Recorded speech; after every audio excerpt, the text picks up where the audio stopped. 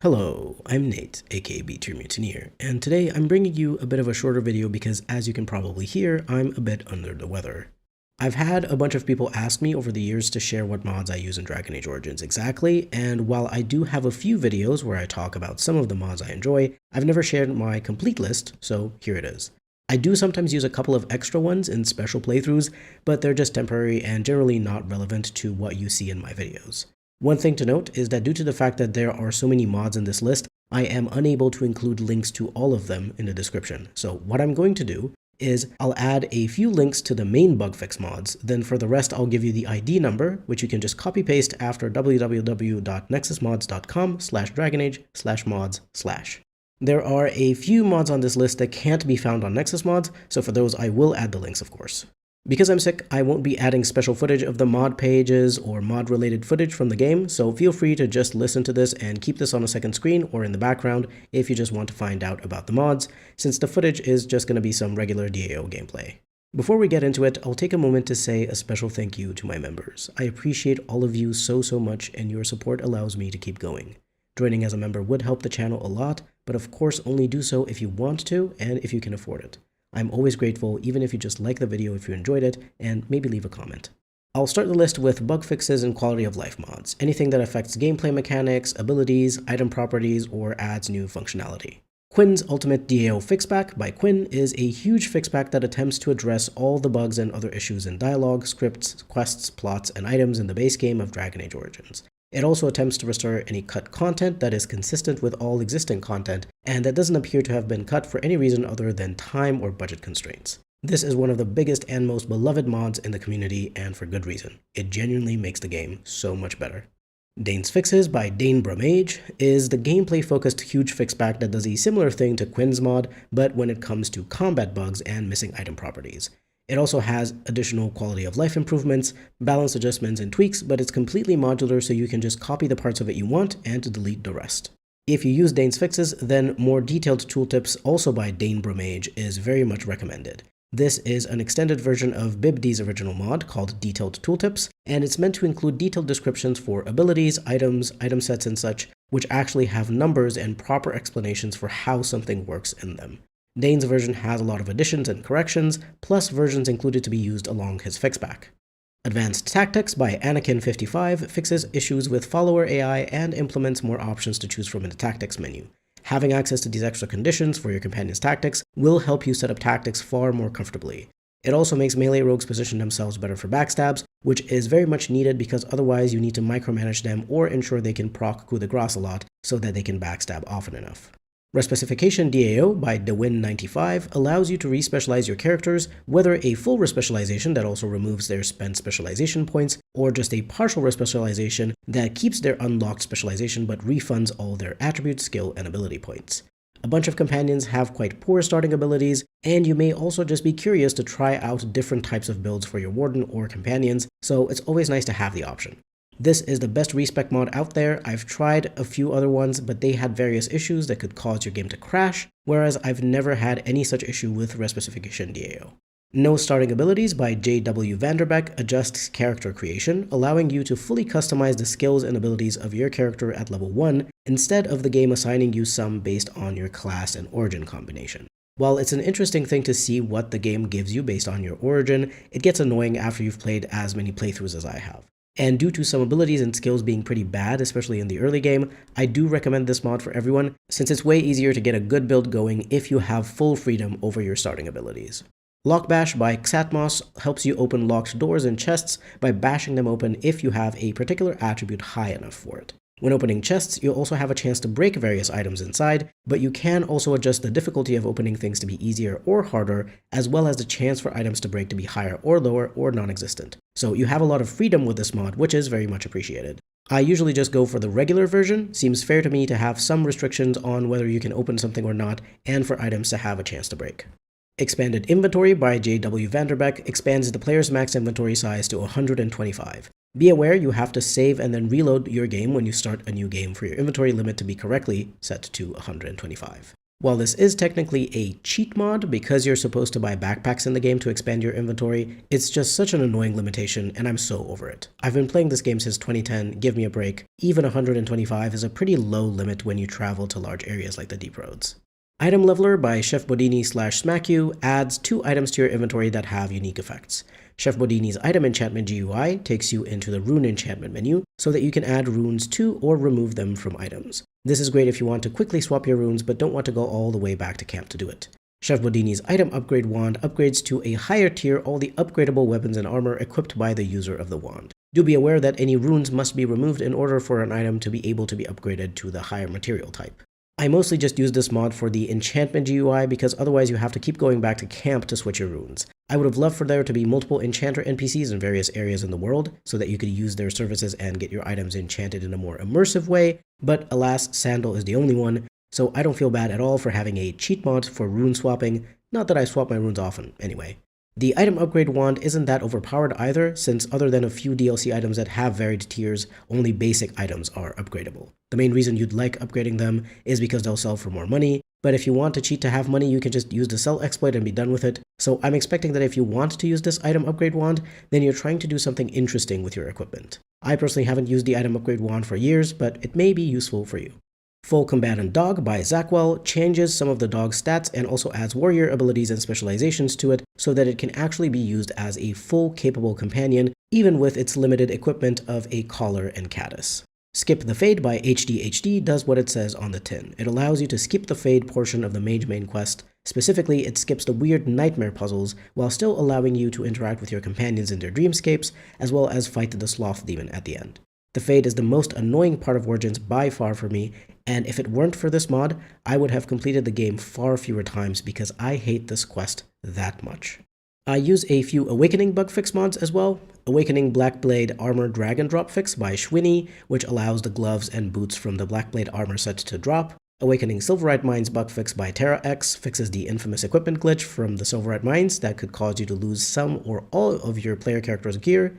Awakening Endgame Cutscene Fixes by I9H resolve several issues with the cutscene at the end of Awakening. Finally, Awakening Banter Fixes optionally removes sexual harassment by Siro-san, fixes bugs in Awakening Party Banter with an optional version that also removes the banters where Oghren is being nasty towards Sigrun, which I highly recommend because Oghren is truly horrid sometimes. I still don't understand how a woman wrote that dialogue and thought it was fine. Sensible Treasure, Animals Without Purses by Skiltra, disables potion and money drops from animals, only making them drop loot it makes sense for them to drop. You may see that some creatures such as dragons still drop special loot. You can just imagine that you're looting their hoard when you're looting their body. But otherwise, most animals only drop things like pelts, toxin extracts, and the like. I personally wish this person had done a bigger Sensible Treasure mod because far too many enemies drop lyrium potions and other items they really shouldn't have on their person. But maybe one day I'll figure out how to make a mod like that myself. In the meantime, this one at least makes animals drop sensible loot. Expanded Item Sets by Darth Bedaman increases the number of items that have set bonuses by allowing certain items to act as substitutes for others in sets, and by adding in some new sets. All features and specific items are optional and can be removed at the user's discretion. It's not anything huge, and honestly a lot of the time I completely forget I have this installed, but when I do remember, it's nice to have some extra options for armor sets. Dexterity Light Armor by Atnoslan changes the attribute requirement for all light armors to be Dexterity instead of Strength. It never made sense to me that light armor had Strength requirements, so this is a very logical mod to use in my opinion. Tower of Ishal Supporter Options by Dunde lets you choose which NPC or NPCs join your party during the Tower of Ishal section at the end of Ostagar. It's not a necessary thing by any means, but it is nice to be able to choose what temporary companion or companions you want with you in the tower. Specifically, if you don't have a rogue, it's nice to get one so that they can loot locked chests for you. Zevran the Lockpick by Wizarm actually gives Zevran starting points in the lockpicking talent because he boasts about being able to open locks when you ask him what he can do before recruiting him. As far as I'm aware, this should be compatible with the no-follower autoscaling past level 7 tweak from Dane's Fixes, since it just changes the abilities Zevran automatically gets as he levels up. Next up, mods that add new items or characters or adjust existing items in a way that isn't strictly for bug fixing or quality of life.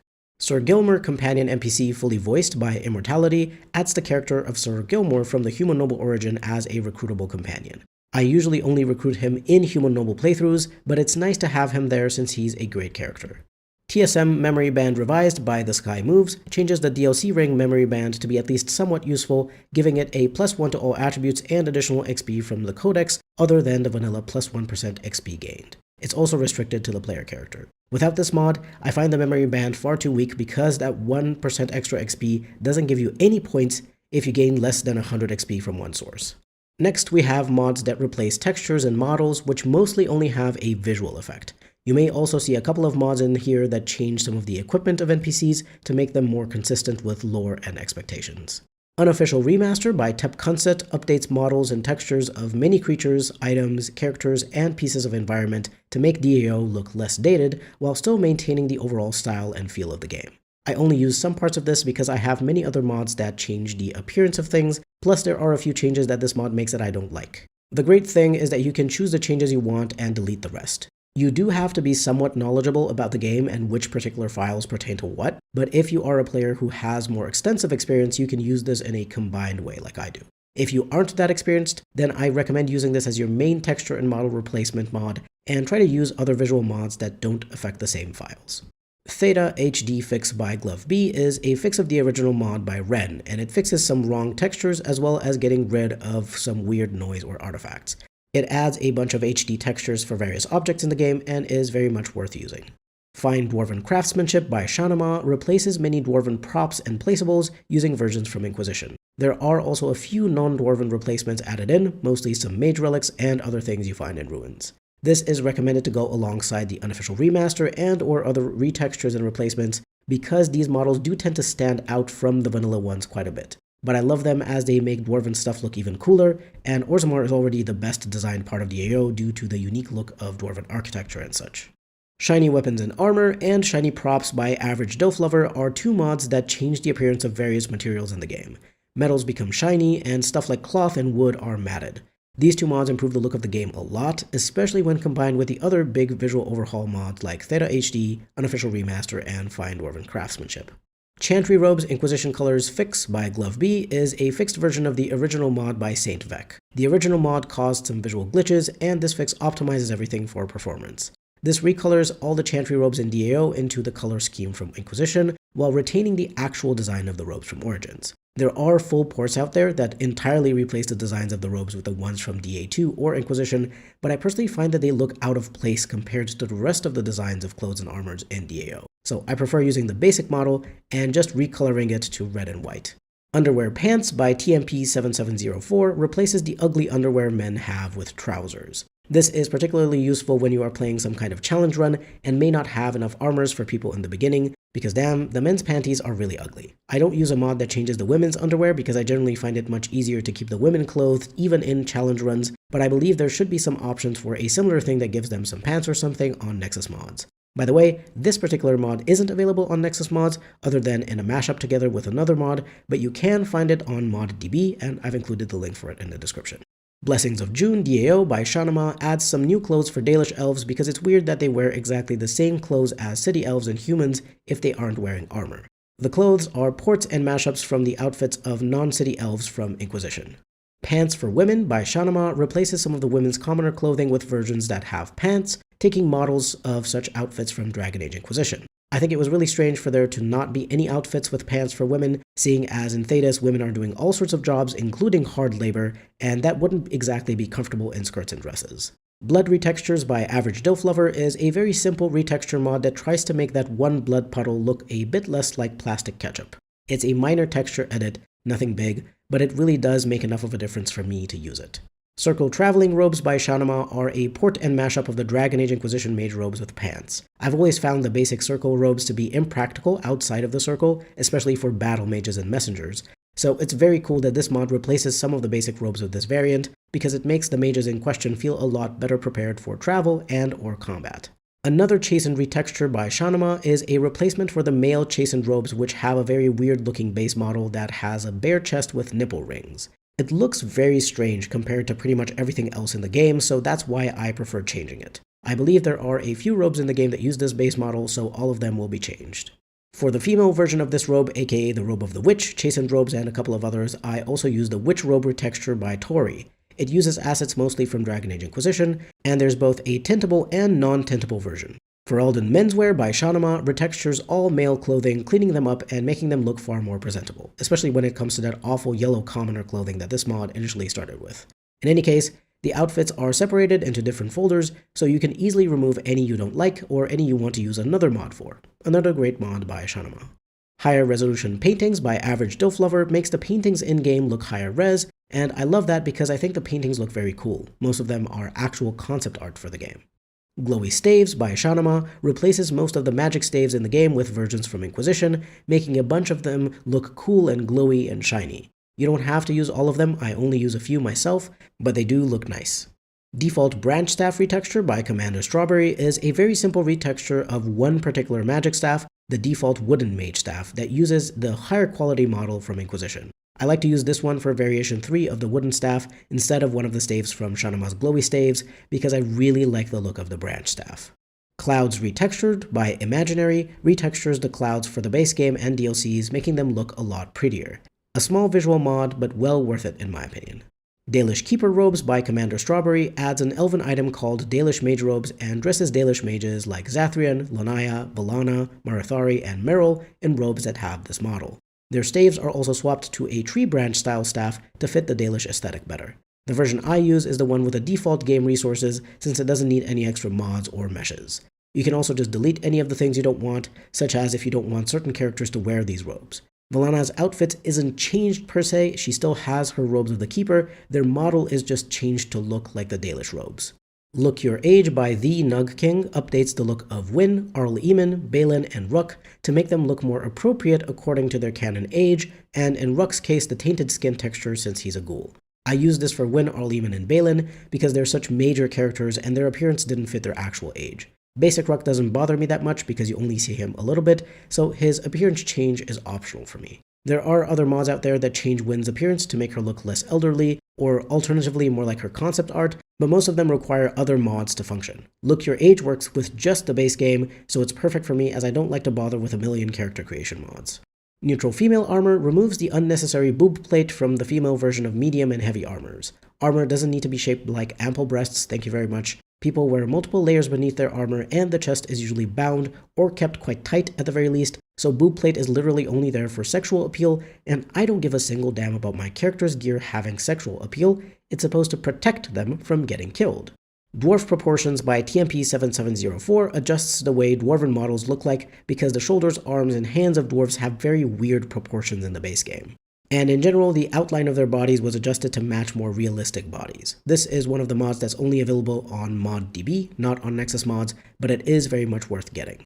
Shields of Orzammar by Sorwait is a minor item replacement mod that makes the guards and soldiers in Orzammar wear appropriate metal shields because wood is rarer plus seen as disposable because it is sky-touched. Most of the guards with wrong shields were in the Dwarf Noble origin, otherwise the Dwarf Commoner origin and the main quest in Orzammar mostly equip the guards with proper Orzammar guard shields. This is quite a nitpicky mod, but it definitely inspired me to start working on a mod where everyone is wearing the correct thing. Yes, I am literally that autistic. Spider Becomes Rock, Arachnophobia Begone by Commander Strawberry is an absolutely crucial mod for me because I have crippling arachnophobia. This mod replaces the models of spiders to be large rocks. The reason why I recommend this mod over any of the other ones that replace spiders with other creature models is that those other mods are unstable and can cause crashes, whereas this mod takes care of that problem while keeping the game stable. Doll's Dead and Undead by Doll is a visual upgrade mod for all the humanoid corpses and undead in the game. For some reason, most of the prop corpses as well as undead creatures weren't really brought up to the same standard as the rest of the items and creatures in the game, so this mod really helps a lot with making things look more consistent. Dwarves Are Not Mages by the Sapphire Queen changes the clothes of some dwarves from mage robes to either armor or proper clothing. I also highly recommend No Staves in the Assembly by Shanama, which offers a few options to replace the weird mage staves that the Deshers wield in the Chamber of the Assembly with better options that actually fit dwarves. My personal choice is the ceremonial banner staff using a model from Inquisition because it looks the most dwarf-like out of them all. Elven Scenery by Commander Strawberry replaces various Dalish and elf props with models and textures from Inquisition. There are a few things in here like statues that kind of mess up some areas because the elven statues are used in places they shouldn't be in the base game. So I'd recommend removing the statue models from here just because they tend to look a bit weird. But the rest of the items are great and add a lot of uniqueness to the Dalish. Female Noble Clothing Overhaul by Udodo replaces the textures of the female noble clothes with new designs, either original or inspired by Inquisition models and concept art. I only use a few of these, but they look very pretty and definitely still feel like they fit the style of Origins and Dragon Age, seeing as they're mostly based on Inquisition stuff. Prison Clothes by Tepkunset gives the Warden and Alistair, if he's also arrested, prison clothes to wear when they awaken at Fort Draken as part of the optional Captured quest. Otherwise, your characters will wake up naked, and well, if you use any, let's say, interesting mods every once in a while, you'll know how off-putting it is to suddenly see your characters waking up naked in prison. I also don't really see any reason for them to be stripped to their underwear in prison instead of being given some kind of clothing, so this is both for immersion as well as to avoid any potential uncomfortable sight due to the use of other mods. Human-Female Cocky Voice by the Caddy Sout restores the Cocky Voice set for female characters as an option in character creation. It was originally meant to be an option, but then for some reason it got left out. I'm very happy this modder found it and restored it because it's a fun sound set to use for your female warden. Retcon Light Armor Texture Rehaul by Horus retextures all light armors to comply with visuals from later games. I personally only use the leather, studded leather, and duster variants because I don't like the look of the Dalish armor from DA2 that this uses. Lord Spartan Full Stubble by Lord Spartan is a very simple mod for character creation that completes the stubble all the way to the hairline and gives it fullness, because the base game version looks weird and has a gap. Loathering Dwarves by Sun the Shattered replaces the unscrupulous merchant and the two men with him into dwarves, because in the toolset they are labeled as such, even though in the game they appear as humans. It's a minor thing that doesn't really affect anything, but I enjoy things being correct just for the sake of it, so that's why I use this mod. Male Circle Robe Replacers and Female Circle Robe Replacers by Commander Strawberry are two mods that replace some of the male and female mage robes with models from DA2 and Inquisition. I only use some of these because the other robe variants are replaced with the robes with pants from the Circle Traveling Robes mod by Shanama. But these robe replacers together with the staff mods make mages look a lot nicer. TSM Merrick's Blade Blues by The Sky Moves is a simple texture replacement for the DLC weapon Merrick's Blade that makes its runes blue instead of yellow, as they are described in the novels by David Gator. Pet Peeves Fix Patch GUI Icon and Visual Replacers by Hollowness Devoured is a little collection of GUI changes. Icon recolors, fixing creature armors and abilities, various world map things such as putting the Denerim icon in the correct place, and so on and so forth. Not anything huge, but I personally like the changes and thus find the mod worth using. Morrigan DAI Concept Edition is unfortunately no longer available on NexusMods, so I'm just mentioning it for those curious as to which Morrigan mod I use. I tried looking for it and unfortunately didn't find anything that looks like the morph I use, so I can't recommend any replacements for this mod.